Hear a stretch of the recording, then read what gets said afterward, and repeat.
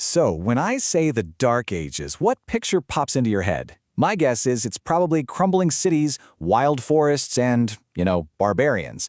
It's the story we've all kind of learned about Britain after the Romans packed up and left. But what if I told you that entire story is almost completely wrong? Okay, let's get into this. And this is really where the problem starts. For centuries, historians basically saw a giant blank space in the history books. This quote from the great Frank Stenton just hits the nail on the head. It was seen as a historical void. And what happens with a void? Well, myths and legends tend to rush in to fill it. So this is the time frame we're looking at. In 410, Rome essentially says to Britain, "You're on your own, guys." And then, for almost 200 years, the written history just goes quiet. Until about 597. It's in this murky, mysterious gap that Britain's greatest hero, King Arthur, supposedly steps onto the stage. Now, the traditional story is pretty bleak.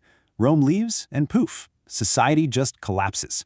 It's his vision of total chaos, the end of civilization as they knew it, and a return to brutal tribal warfare. And this brings us to the big puzzle, the thing that never quite added up.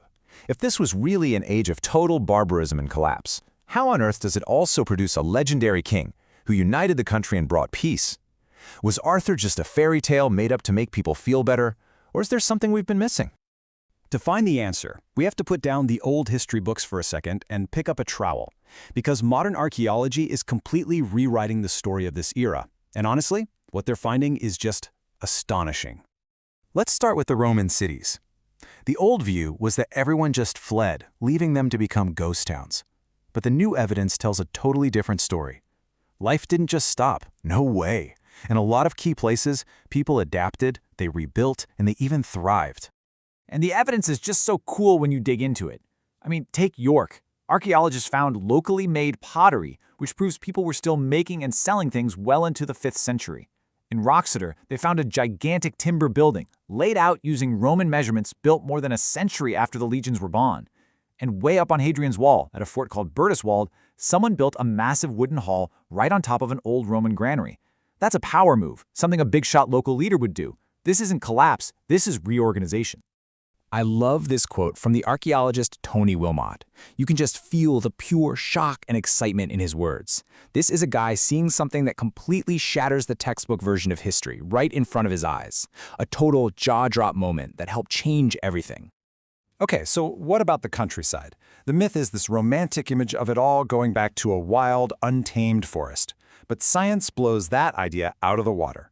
When they analyze ancient pollen from the soil, they see that tree pollen only went up a little bit, and at the same time, pollen from cereal crops stays high. That means people were still out there, farming the land and farming it intensively.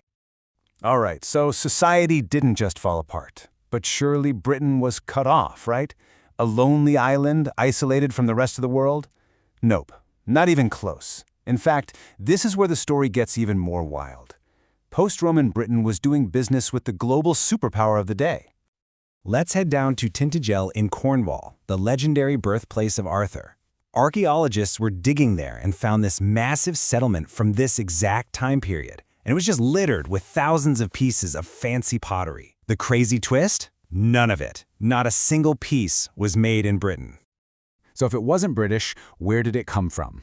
All the way from the Eastern Roman Empire, or Byzantium, based in Constantinople.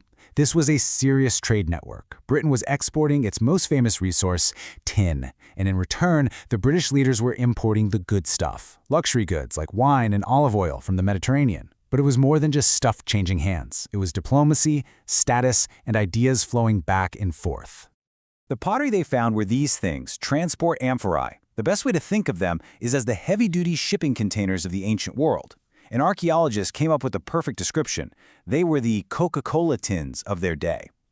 Finding them in such huge numbers in Britain proves this wasn't just some random ship that got lost. This was a major, organized trade route. So Britain is rebuilding. It's trading on the world stage, but believe it or not, the biggest surprise was still buried in the ground. Because far from being an age of ignorance and illiteracy, this period saw a stunning intellectual renaissance. For decades, everyone just assumed that when the Romans left, literacy disappeared with them. But then you have this 6th century monk, a guy named Gildas, and he's not just scratching out basic notes. He's writing these incredibly elegant, complex works in perfect classical Latin. And you just don't do that unless you have an audience of other educated people who can read it and appreciate it. And it wasn't just the highly educated monks. This is what really gets me. Look at this inscription, translated from a memorial stone from the 6th century. It's this beautiful, heartfelt tribute to a wife, calling her better than gold and precious stones. I mean, that is just so profoundly human and sophisticated, coming from the heart of the so-called Dark Ages. And the level of literary skill they had is just mind-blowing. On some of these memorial stones, they found inscriptions that, if you read them backwards, form perfect dactylic hexameter. That's the same complex, difficult poetic meter that Virgil used to write the Aeneid. This isn't just knowing how to write. This is high art. It's showing off in the best possible way. And here it is, the most stunning realization of all. While classical Latin was declining in much of Europe, in Britain, it actually survived and thrived. Why? Well, because the British didn't speak a Latin-based language, they had to learn Latin by the book, in its pure classical form. So far from the lights being turned out in Britain, you could argue they were actually turned up brighter. Okay, let's take a breath. We have this brand new, vibrant picture of post-Roman Britain. So what does all this mean for our old friend King Arthur? How does he fit into this new story? This is the big question we've been building up to, right? If there was no catastrophic collapse, no age of darkness and chaos, then do we even need a savior king like Arthur to come riding in on a white horse? Where does the legend fit into this new, much more interesting reality? Well, maybe the answer is that the real Arthur wasn't one single person in a suit of shining armor. Maybe Arthur was a symbol for all the very real, very impressive leaders who were building this new Britain. And Arthur could have been the warlord who commissioned that great hall at Birdoswald, or the civic leader rebuilding Roxeter. He could have been the powerful merchant in Cornwall controlling the tin trade, or even one of those brilliant poetry-writing scholars. The legend of Arthur is like a composite photo of all these real-life heroes.